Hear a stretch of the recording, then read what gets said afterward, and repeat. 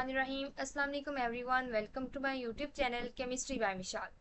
आज हम स्टार्ट करने जा रहे हैं एफएससी पार्ट 2 की केमिस्ट्री की बुक पेक्टर 2026 की, जिसका देखेंगे हम chapter number 17 which is about group 2 elements. यानी हम देखेंगे इस चैप्टर के अंदर ग्रुप 2 एलिमेंट्स होते क्या हैं, इनके अंदर कौन कौन सी प्रॉपर्टीज पाई जाती हैं, इसकी फिजिकल प्रॉपर्टीज के ट्रेंड कैसे हैं, इसकी केमिकल प्रॉपर्टीज कैसे हैं, इन सबको वन बाय वन जो है हम डिस्कस करेंगे। और आज के लेक्चर के अंदर मैं आपको इसके इंट्रोडक्शन के बारे में बताऊंगी कि हमारे पास ग्रुप 2 एलिमेंट्स होते क्या हैं, इसके जो है वो कुछ यूजेस आपको बताऊंगी, और साथ हम डिस्कस करेंगे कि इसके अंदर डिफरेंट प्रॉपर्टीज, जैसा कि उसकी जो फिजिकल प्रॉपर्टीज है, यानी हमारे पास उसका एटॉमिक जो स्ट्रक्चर है, उसके बाद एटॉमिक साइज है, इसके अंदर किस तरह वेरिएशन आती है in with in same group. यानी हमारे पास बेरिलियम के बाद मैग्नीशियम है, फिर कैल्शियम है, स्ट्रोंशियम है, वेरियम है और फिर रेडियम है। तो इसके अंदर कैसे कैसे हमारे पास जो है वो डिफरेंट प्रॉपर्टीज के अंदर चेंज आता है। तो ये जो लेक्चर है ये इम्पोर्टेंट भी है और बहुत ज़्यादा आपकी बेसिक्स को स्ट्रॉन्ग करने के लिए एक अहम रोल जो है वो प्ले करता है। तो आपने इस लेक्चर को अंत तक ज़रूर वॉच करना है, और अगर आपको वीडियो अच्छी लगे तो इस वीडियो को लाइक कीजिएगा और चैनल को सब्सक्राइब कीजिएगा और दोस्तों के साथ शेयर कीजिएगा। Now let's get started. First of all हमें पता होना चाहिए कि ग्रुप 2 एलिमेंट्स हैं क्या और ये कहाँ पे पीरियोडिक टेबल में पाए जाते हैं। जैसे कि आपने पिछले जो क्लासेस है उसके अंदर देखा होगा कि हमारे पास पीरियोडिक टेबल किस तरह का होता है। जैसे कि मैंने यहाँ पे एक पीरियोडिक टेबल लगाया हुआ है, इसके अंदर हमारे पास ये ग्रुप 1 है और ये है ग्रुप 2। तो ये हमारा मेन फोकस है। जो ग्रुप 2 है जिसके अंदर beryllium, magnesium, calcium, strontium, barium और रेडियम है, इनके बारे में हमने डिस्कस करना है। और ये किस ब्लॉक से जो है वो ताल्लुक रख रहे हैं, एस ब्लॉक से। जैसे कि एस ब्लॉक जो है वो ग्रीन से जो है वो इंडिकेट किया हुआ है, तो ये भी हमारे पास ग्रीन है। तो ये हमारे पास एस ब्लॉक के अंदर सेकंड ग्रुप है। ये इसकी जो कॉन्फ़िगरेशन है 1s1 होती है वैलेंस शेल की, और इसकी होती है S2। ठीक है, यानी हमारे पास क्या है कि इसके जो s ऑर्बिटल है उसके अंदर कितने इलेक्ट्रॉन्स हैं, 2 इलेक्ट्रॉन्स हैं। ठीक है, तो हमारे पास जो है ये s ब्लॉक के अंदर हमारे पास जो सेकंड ग्रुप है उसके बारे में हमने स्टडी करना है। सबसे पहले हम जान लेते हैं कि हमारे पास ग्रुप 2 एलिमेंट्स जो है वो कहाँ से बिलोंग करते हैं। ये बिलोंग करते हैं एस ब्लॉक से, जैसे कि मैंने आपको दिखा दिया। ठीक है, उसके बाद हम देखते हैं कि इनको जो है वो दूसरा नाम, जैसे कि यहाँ मैंने ऊपर भी शो किया हुआ है, इसको कहा जाता है अल्कलाइन अर्थ मेटल्स। तो इनको अल्कलाइन अर्थ मेटल्स कहाँ क्यों जाते हैं, ठीक है, तो इसको इस वजह से कहा जाता है। फर्स्ट ऑफ ऑल तो हम ये जो है हमारे पास क्या करते हैं, ये जो है वो मेटेलिक प्रॉपर्टीज रखते हैं और ये अर्थ क्रस्ट के अंदर नेचुरली पाए जाते हैं। ठीक है, और सबसे इंपॉर्टेंट प्रॉपर्टी ये है कि जब इनके ऑक्साइड्स बनाए जाते हैं, जो कि हम इंशाल्लाह ताला केमिकल जो इसकी प्रॉपर्टीज है उसके अंदर देखेंगे किस तरह ये ऑक्सीजन से रिएक्ट करते हैं। और जैसे बेरिलियम जो है वो बेरिलियम ऑक्साइड बनाता है, मैग्नीशियम मैग्नीशियम ऑक्साइड बनाता है, कैल्शियम कैल्शियम ऑक्साइड बनाता है। तो जब इनके जो ऑक्साइड है उनका वाटर में सोल्यूशन बनाया जाए तो वो अल्कलाइन इन नेचर होता है। क्या होता है, अल्कलाइन या बेसिक इन नेचर होता है। इस वजह से इनको कहा जाता है अल्कलाइन अर्थ मेटल्स। मेटल्स क्योंकि मेटेलिक प्रॉपर्टीज हैं, अल्कलाइन क्योंकि ये अल्कलाइन सोल्यूशन बनाते हैं, और इसी तरह हमारे पास अल्कलाइन अर्थ मेटल्स कहा जाता है क्योंकि ये हमारे पास अर्थ क्रस्ट के अंदर भी नेचुरली पाए जाते हैं। अब अगर हम बात करें तो ये हमारे पास जो अल्कलाइन अर्थ मेटल्स हैं ये लेस रिएक्टिव होते हैं एज कम्पेयर टू ग्रुप 1 जिनको अल्कली मेटल्स कहा जाता है। जैसे कि आप यहाँ पे देख सकते हैं कि ये हमारे पास अल्कली मेटल्स और ये हमारे पास अल्कलाइन अर्थ मेटल्स। अब अल्कली मेटल के केस में हमारे पास जो वेलेंस शेल है, यानी जो आखिरी शेल है, उसके अंदर हमारे पास कितने इलेक्ट्रॉन्स हैं, 1 इलेक्ट्रॉन है। क्या है, 1 इलेक्ट्रॉन है। तो वो इजीली इलेक्ट्रॉन अपना जो है वो रिमूव कर देते हैं, तो इस वजह से उसकी रिएक्टिविटी क्या होती है, ज्यादा होती है। लेकिन अगर हम बात करें बेरिलियम की तो इसके अंदर है 2 इलेक्ट्रॉन। ठीक है, तो इसने जो है वो डबलेट बनाया होता है, इस वजह से हमारे पास क्योंकि इसके वैलेंस शेल में होते हैं 2 इलेक्ट्रॉन, तो इसका जो है वो ionisation energy as compare to first हमारे पास जो ग्रुप है उसके मुकाबले में ज्यादा चाहिए होती है। इस वजह से ये कम रिएक्टिव इन नेचर होते हैं। ठीक है, जबकि हमारे पास ये क्या होते हैं, ज्यादा रिएक्टिव होते हैं एज कम्पेयर टू दीज, जो कि हमारे पास ट्रांजिशन मेटल्स हैं, जिनके अंदर जो कि डी ब्लॉक से जो है वो बिलोंग करते हैं, उनके अंदर डी शेल जो होता है फिलिंग में होता है। ठीक है, इसको ज्यादा आयनाइजेशन एनर्जी चाहिए होती है as compare to beryllium, magnesium, calcium, strontium, barium और रेडियम। एज ए रिजल्ट हम कह सकते हैं कि जो ग्रुप 2 है वो हमारे पास ग्रुप 1 से जो है वो कम रिएक्टिव है, लेकिन हमारे पास ये जो हमारे पास डी ब्लॉक के जो ट्रांजिशन मेटल्स हैं उनसे क्या है, ज्यादा रिएक्टिव है। तो यही बात यहाँ पे लिखी हुई है कि हमारे पास these metals are less reactive than group 1 but more reactive than transition metals. उसके बाद हम अगर बात करें कि ये अर्थ क्रस्ट में कितनी अबंडेंसी है इनकी, तो जो कैल्शियम और मैग्नीशियम है, यानी हमारे पास क्या है, कैल्शियम और मैग्नीशियम, ये हमारे पास अर्थ क्रस्ट के अंदर बहुत ज़्यादा जो है वो अमाउंट में पाए जाते हैं, कि ये हमारे पास अमंग 8 मोस्ट अबंडेंट एलिमेंट्स में पाए जाते हैं जो कि अर्थ क्रस्ट के अंदर होते हैं।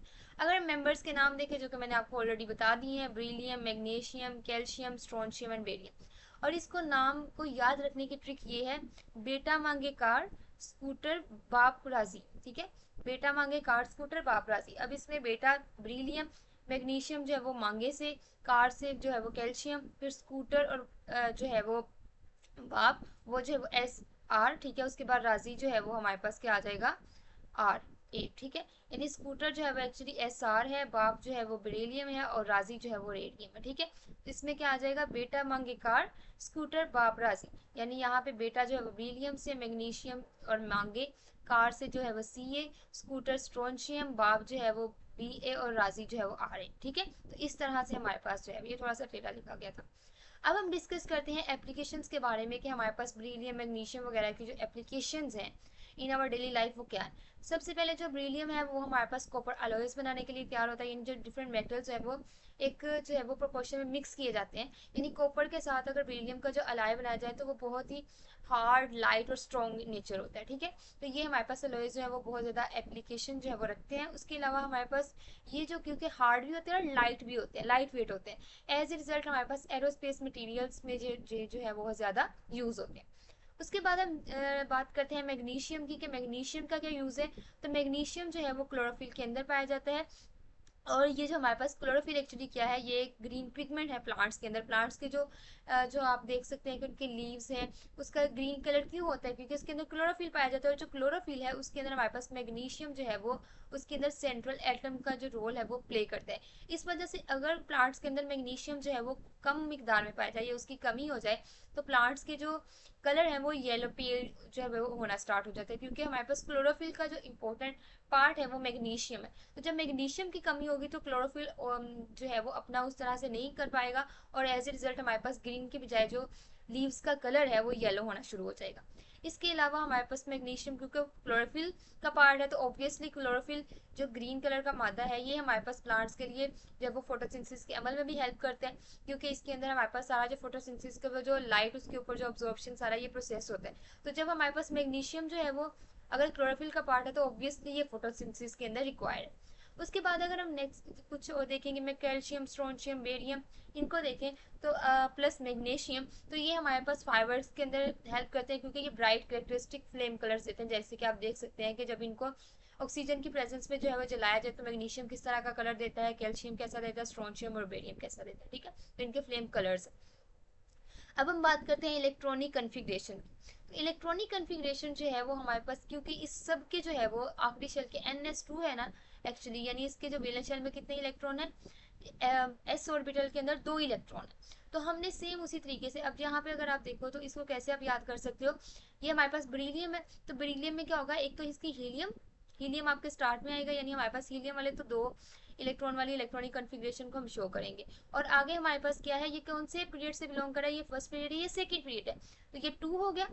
पीरियड कौन सा है, S2, और इसकी अपनी ये है S2, तो हम कह सकते हैं कि हीलियम पहले आएगा। ठीक है, हीलियम जितने इलेक्ट्रॉन है और उसके बाद हमारे पास क्या है 2s2, क्या है 2s2। अगर हम इसकी बात करें तो ये थर्ड पीरियड है, इसकी हो जाएगी नियोन, और ये हमारे पास 3s2। नेक्स्ट वाले की आर्गोन 4s2, नेक्स्ट वाले की हमारे पास क्रिप्टॉन 5s2। तो इस तरह हमारे पास चलता जाएगा, जिसको मैंने यहाँ पे शो किया हुआ है, helium 2s2, neon 3s2, argon 4s2, krypton 5s2 और हमारे पास जीनोन 6s2। अब ये जो 2 3 4 5 6 है इसको आप पीरियड नंबर से जो ये 2 पीरियड नंबर को बता रहा है कि ये कौन से पीरियड से बिलोंग कर रहा है, 3 भी पीरियड नंबर को बता रहा है, क्योंकि ये जो n नंबर है ये पीरियड नंबर को बता रहा होता है। और जो s के ऊपर 2 है ये हमारे पास बता रहा है कि outermost s sub shell जो है इसका जो है उसके अंदर कितने इलेक्ट्रॉन है, 2, और ये फिल है। अब हम बात करते हैं इसकी जनरल प्रॉपर्टीज के बारे में कि हमारे पास इसकी जनरल प्रॉपर्टीज कैसी होती है। तो इसमें हमारे पास क्योंकि NS2 है, यानी हमारे पास वैलेंस शेल के अंदर कितने इलेक्ट्रॉन्स हैं, 2 इलेक्ट्रॉन्स हैं, तो हमारे पास इस सब के अंदर सेम है। आप देख सकते हैं beryllium, magnesium, calcium, strontium, barium सब के वैलेंस शेल में कितने कितने इलेक्ट्रॉन है, 2 2 इलेक्ट्रॉन है। तो एज ए रिजल्ट हम कह सकते हैं क्योंकि इनकी वैलेंस शेल कन्फिग्रेशन एक जैसी है तो इनकी जो केमिकल प्रॉपर्टीज है वो मिलती जुलती है। सेम नहीं मैं कह रही यहाँ पे वर्ड, यहाँ पे सिमिलर, मिलती जुलती है, ठीक है, बिल्कुल एग्जैक्ट सेम नहीं है, थोड़ी सी डिफरेंट होती है, लेकिन इनकी जो केमिकल प्रॉपर्टीज है वो मिलती जुलती हैं। लेकिन हमारे पास जो है वो इसके साथ साथ जो है वो इसकी फिजिकल केमिकल प्रॉपर्टी कुछ ना कुछ बेरियम से जो है वो बेरियम के दौरान जब चेंज होती रहती है, जिसको हम देख लेते हैं। जैसे कि यहाँ पे एटॉमिक नंबर है, एटॉमिक नंबर इसका 4 है, नेक्स्ट का 12, अगले कैल्शियम का 20, फिर 38 और फिर 56। इसको मैंने बता दिया इलेक्ट्रॉनिक कन्फिग्रेशन को, 2s2, 3s2, 4s2, 5s2, 6s2, इसकी वैलेंस है कि जो है वो कन्फिग्रेशन है इलेक्ट्रॉनिक। और ये हमारे पास हमने ये टोटल इलेक्ट्रॉनिक कन्फिग्रेशन इस तरह शो किया है, helium 2s2, neon 3s2, argon 4s2, krypton 5s2 और जीनॉन 6s2। उसके बाद अगर इसके रेडियस की बात की जाए तो पिकोमीटर के अंदर इसका रेडियस आप देख सकते हैं कि आहिस्ता आहिस्ता क्या हो रहा है, इंक्रीज हो रहा है, क्योंकि जो हमारे पास नंबर ऑफ शेल्स हैं वो इंक्रीज करते जा रहे हैं। जैसे जैसे पीरियड नंबर बढ़ रहा है तो नंबर ऑफ शेल्स क्या होते हैं, इंक्रीज कर रहे होते हैं। तो इस वजह से हमारे पास जो है इसका जो मेटेलिक रेडियस है, you can say atomic radius, you can say वो क्या कर रहा है, इंक्रीज कर रहा है। उसके बाद इसका आयनिक रेडियस देखा जाए, आयनिक रेडियस मतलब इसका हमने आयन बना दिया। अब आयन कैसे बनेगा, क्योंकि इसके वैलेंस शेल में 2 इलेक्ट्रॉन, इसका एस जो हमारे पास सब शेल है वो कम्प्लीटली फिल है। अब हम क्या करेंगे, इसके अगर 2 इलेक्ट्रॉन लूज हो गए, यानी हमारे पास क्या हुआ, अगर मैं यहाँ पे बताना चाहूँ तो ये हमारे पास लेट्स सपोज कि ये आपका कंपाउंड है, ठीक है, लेट्स सपोज जैसे कि हम जो है वो यहाँ पे शो करते हैं इसको, ठीक है। अब इसके कितने इलेक्ट्रॉन से, वैलेंस शेल में 2 इलेक्ट्रॉन से, ऐसे ही था, ठीक है। ये इसका वैलेंस शेल है, ये 2 इलेक्ट्रॉन है, ये हमने फर्स्ट शेल बनाया और ये सेकंड शेल बनाया, और वैलेंस शेल में 2 इलेक्ट्रॉन है और वो भी एस ऑर्बिटल में। अब हुआ क्या कि 2 के 2 इलेक्ट्रॉन जो उसने जो है वो रिमूव कर दिए। अब रिमूव करने के रिजल्ट में हमारे पास क्या होगा, इसके अंदर जो है वो, अगर मैं इसको बनाना चाहूँ तो हमारे पास क्या होगा कि 2 इलेक्ट्रॉन जब रिमूव हो जाएंगे तो इसके ऊपर आ जाएगा पॉजिटिव चार्ज, यानी यहाँ पे एक ही इलेक्ट्रॉन यहाँ रह गया और एक यहाँ रह गया, और जो बाहर वाले 2 इलेक्ट्रॉन्स है वो रिमूव हो गए, ठीक है। तो इसके ऊपर अगर ये पहले एम है, मेटल इसको रिप्रेजेंट इससे करो, तो इसके ऊपर आ जाएगा M+2 चार्ज। पहले एक इलेक्ट्रॉन निकला वो फर्स्ट आयनाइजेशन एनर्जी के थ्रू होगा, फिर दूसरा इलेक्ट्रॉन निकलेगा वो सेकंड आयनाइजेशन एनर्जी के थ्रू होगा। तो ये मैंने आपको ब्रिलियम बना के दिखाया कि हमारे पास ब्रिलियम के अंदर, जैसे अगर मैं इसे ब्रिलियम कहूँ तो इसमें हमारे पास जो है वो 2 इलेक्ट्रॉन्स रिमूव होने के रिजल्ट में हमारे पास क्या आ जाता है, +2 चार्ज आ जाता है। अब हम इनका जो है वो देखना है कि वो रेडियस इसका कैसे, तो वो भी वैसे ही होगा, 31, 65, 99, 113 और 135। उसके बाद हम देखते हैं फर्स्ट आयनाइजेशन एनर्जी और second ionisation energy. First ionisation energy क्या होगी, अगर हम ग्रेजुअली बात करें तो एम से कोई भी हमारे पास मेटल है इसके अंदर से अगर हमने उससे बनाया पहले M+1, वो कैसे बनेगा, जब हम एक इलेक्ट्रॉन जो है वो इसमें से रिमूव करेंगे। ये हमारे पास होगा फर्स्ट आयनाइजेशन एनर्जी के रिजल्ट में, कैसे होगा, फर्स्ट आयनाइजेशन एनर्जी के रिजल्ट। फिर हम सेकेंड आयनाइजेशन एनर्जी देंगे IE2, तो हमारे पास जो है वो क्या होगा, दूसरा इलेक्ट्रॉन भी जो है वो रिमूव हो जाएगा और M+2 होगा, ठीक है। यहाँ पे भी एक इलेक्ट्रॉन रिमूव हुआ और यहाँ पे भी एक इलेक्ट्रॉन रिमूव हुआ और एज ए रिजल्ट ये M+2 में चेंज हो गया। अब जो फर्स्ट आयनाइजेशन एनर्जी, जो पहली हमें एनर्जी देनी पड़ती है इसको आयन में बनाने के लिए, वो जो है वो कम होती है as compare to second ionisation energy, ठीक है। आपने याद रखना है कि फर्स्ट आयनाइजेशन एनर्जी जो है वो कम होती है as compare to second ionisation energy. यहाँ पे आप देख सकते हैं ये इधर ये 738 और ये उसके बाद ये है 590 और 1144, ये 550 और 1065 और ये 503 और 965। लेकिन उसके साथ साथ एक और चीज़ भी है, क्या है कि अगर हम अलोंग दी ग्रुप इसका ट्रेंड देखें तो ये फर्स्ट वाले की है 900, देन 738, फिर 590, फिर 550, फिर 503, यानी इसकी जो फर्स्ट आयनाइजेशन एनर्जी है वो डाउन द ग्रुप क्या कर रही है, कम हो रही है, कम लग रही है, क्योंकि हमारे पास फर्स्ट में जो है वो इसके अंदर अगर आप बात करो, ये हमारे पास जो था ये ब्रिलियम, इसके अंदर कितने शेल थे, 2 थे, और सेकंड वाले के अंदर 2 इलेक्ट्रॉन्स, इसमें 3 है, इसमें 4 है, इसमें 5 है। अब न्यूक्लियस से हमारे पास क्या जाता जा रहा है, जितना जितना हमारे पास शेल नंबर इंक्रीज, जैसे आप यहाँ पे देख सकते हैं, यहाँ पे अगर 2 शेल है, ठीक है, अगर मैं इसको जो है वो वैसे ही बना दूँ, ये मैं समझाने के लिए अगर इसको ऐसे बनाऊँ, ठीक है, ये 2 शेल है, ठीक है, 2 शेल है,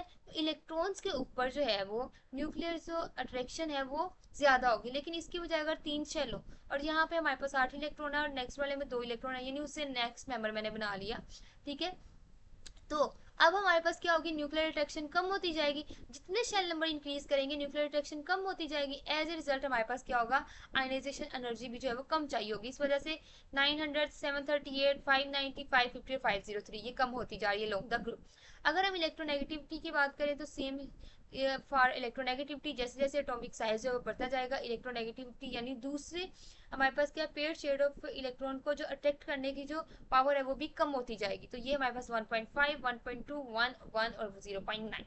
उसके बाद इसके मेल्टिंग पॉइंट जो है वो भी हमारे पास अलोंग द जो है हमारे पास जो ग्रुप है वो डिक्रीज होते हैं। डेंसिटी का जो ट्रेंड है वो हमारे पास इतना कोई वो स्मूथली नहीं जाता कहीं पे कोई जो वैसे जो है वो बेसिकली इसकी डिक्रीज ही होती है।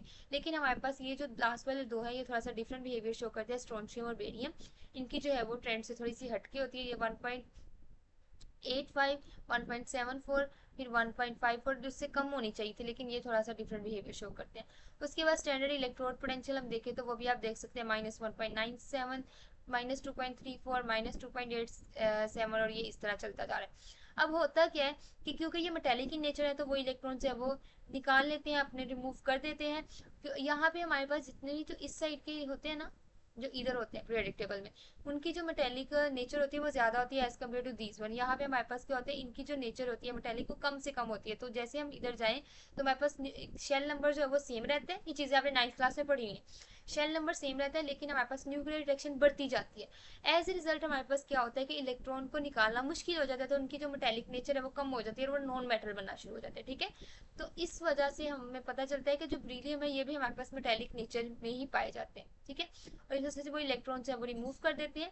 ठीक है, और इनका जो स्टैंडर्ड इलेक्ट्रोड पोटेंशियल है वो इस तरह आपको दिया गया, वो नेगेटिव में जो है वो आ रहा होता है। अब हम बात करते हैं केमिकल रिएक्टिविटी की। तो ये चीज मैंने आपको ऑलरेडी बता दी कि इनके जो वैलेंस शेल में 2 इलेक्ट्रॉन्स होते हैं, तो ये हमारे पास जो है वो 2 इलेक्ट्रॉन जो है वो रिमूव कर देते हैं और हमारे पास M2+ बना देते हैं। और ये मैंने आपको बता दिया कि वो किस तरह से बनाते हैं।